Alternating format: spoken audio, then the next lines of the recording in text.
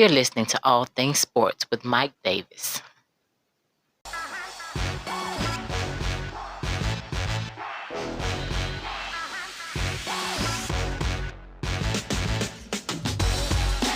Hey, what is going on, everybody? Glad you can join me on another podcast of All Things Sports with Mike Davis. I am so glad that you can be here on this Wednesday. I thank you for including my podcast to your day. If you're listening on Spotify, follow the podcast. If you're on YouTube, go ahead, comment, subscribe, like, all that good stuff. Make sure you go to the Facebook page to get in contact with the show for any comments or any suggestions. I won't take up much more of your time. Let's get into it. All right. So before I get into the podcast, I wanted to shout out a listener who recently left a comment on one of my videos, and it was about Tom Brady. Would he get his number eventually retired by the Buccaneers? You know, you can go back and hear my thoughts on that. But in the video, I was talking about another quarterback named Frank Tripucka. I believe that's how you pronounce his name. And the guy left a comment talking about how his son, even though he wasn't that great of a quarterback by today's standards, his son was one hell of an NBA player. So I had to look it up. I had to go check it out. So the guy played with Isaiah Thomas in Detroit with the Pistons, and I saw some of those highlights, and the guy had some game to him. Had some nice game to him. Then I ended up watching him with the Charlotte Hornets.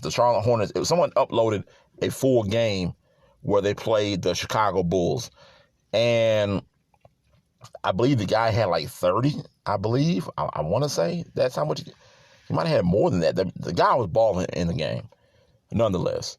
But I wanted to say shout out to that guy who left that comment saying how Frank Tripucka had a son, Kelly Tripucka, who was an outstanding NBA basketball player, and I had to go check it out. And the guy was pretty decent.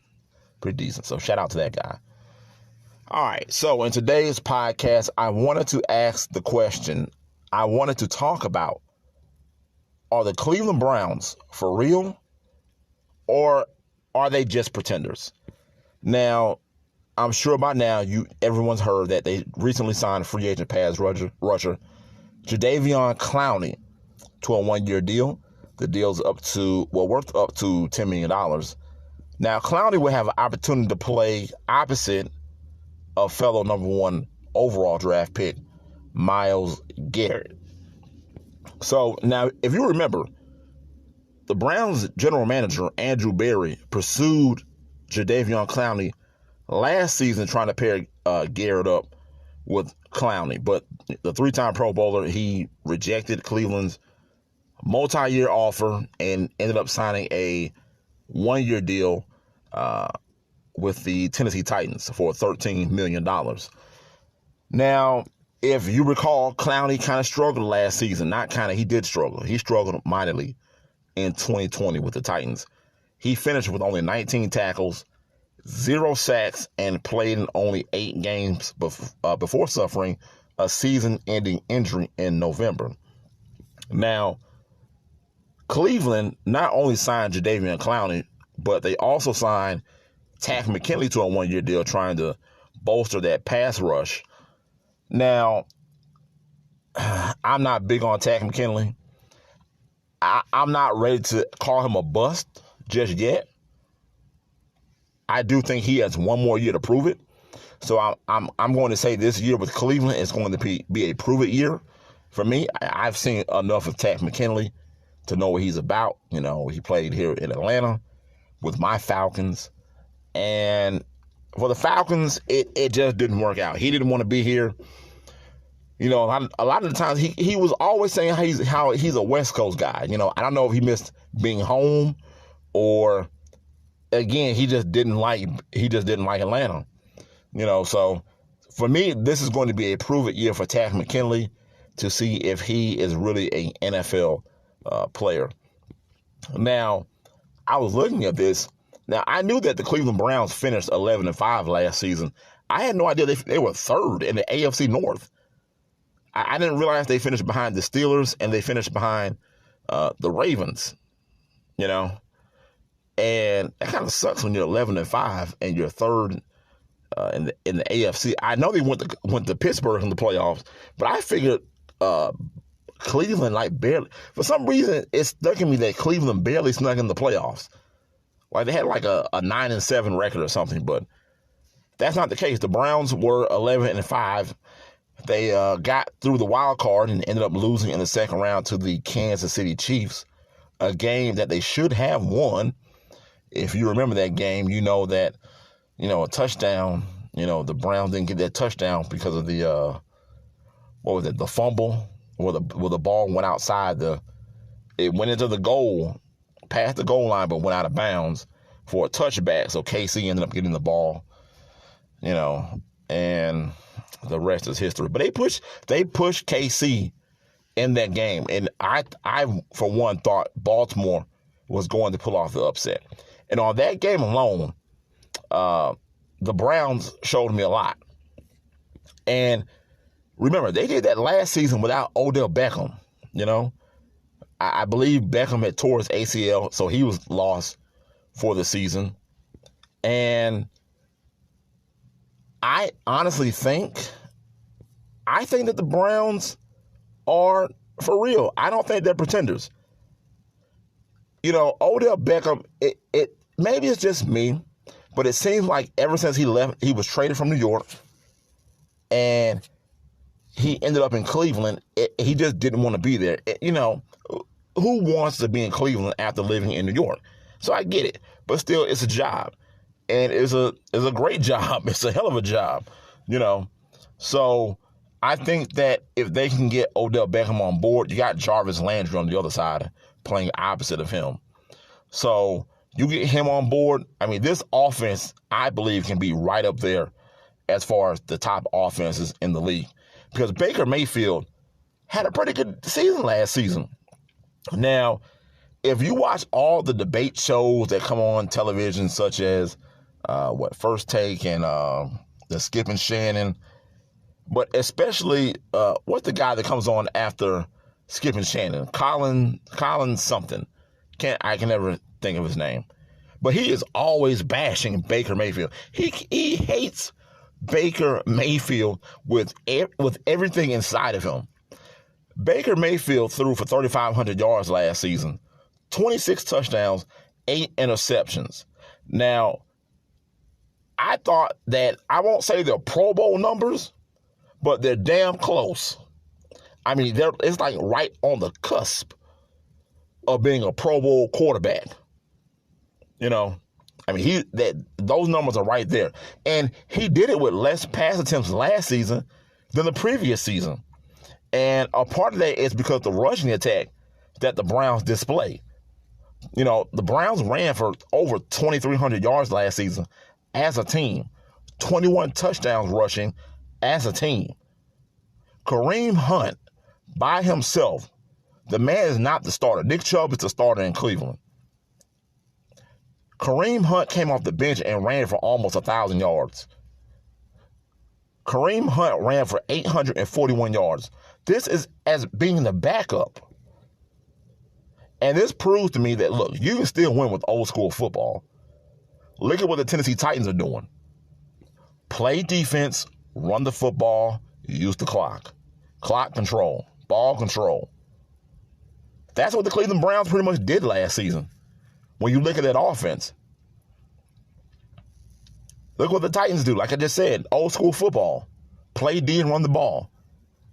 I might be the only person for some reason that thinks Ryan Tannehill can throw the ball around. People look at me crazy when I say that, but I'm serious. Ryan Tannehill can play quarterback. He just happened to play for Adam Gase that stigma sticks with him, but that's another topic for another day. So, Ryan Tannehill is not asked to do much.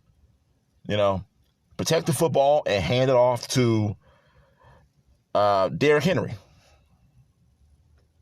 It's no different from Troy Aikman. Now, I'm not comparing Ryan Tannehill to Troy Aikman, but I'm just saying it's no difference. Protect the football, hand it off to Emmitt Smith. Titans do it. The Browns do it. That's one phase of the game that does not change. I don't care what anybody says. I don't care, if every team in the league wants to run their version of the West Coast offense, or this spread offense. Look, the basics win. It wins. It is what it is. A lot of teams just don't run the ball like they used to. Run the ball, play D. It wins games. And the Cleveland Browns, they did it. Now, on the other side of that, though, the opposite side, you have their defense, which is kind of middle of the road. I believe, and don't quote me on this, but I believe they were ranked the 17th best overall defense. So, yeah, not great. But as you see in free agency, that's what the Browns are going after. They're pretty much set on offense. Now they're trying to build that defense by going out, signing Clowney. They signed Takk McKinley. So what this tells me is that maybe in the draft they're going to go with their secondary, try and get some guys that can play there. They weren't great against the pass last season. But in today's NFL, a lot of teams aren't great against the pass. It's one of those things where it is what it is. So I think the Cleveland Browns are for real. And I think they're just maybe a piece or two on defense away. That's crazy saying that. But I think the Browns, I think they're for real. And they're right there. They're on the cusp of being one of those teams that you can see playing for an AFC title game. So look out for the Browns. They're there. I think they're there. They're for real. So what are your thoughts on the Cleveland Browns? Do you think they are pretenders, or do you think they're for real? Dog Pound, let me know. Leave your thoughts in the comments and all that good stuff. All right. So let's transition. Let's go over into this day in sports on April 21st. On this day, 1994, Eddie Murray sets the record for switch hit home runs in a game 11 times. For those that don't know what I mean, that means he batted from the left side of the plate, hit a home run in that game. Later on in the game, he batted from the right side of the plate and hit a home run. Switch hitter. Eddie Murray is one of the more underrated baseball players. I never hear anybody talk about him as a first baseman and Freddie McGriff. Like those two guys, I don't hear no one really talk about those guys. Now, I believe Eddie Murray did hit 500 homers. Hall of Famer. I think that's what's keeping Fred McGriff out, unfortunately. Hopefully he'll get in, but yeah, that's another story again for another day. All right, hey, look, that's all I got for you today, folks. I thank you for including my podcast in your day or night or evening, whenever you decide to listen, in your car, Hey, look, if you're listening on Spotify, please go ahead, follow the podcast. If you're on YouTube, subscribe, comment, like, all that good stuff. Go to the Facebook page to get in contact with the show for any comments or suggestions. You've been listening to All Things Sports with Mike Davis. And remember, it's your world. I'm just giving my opinion. I'm out. Peace.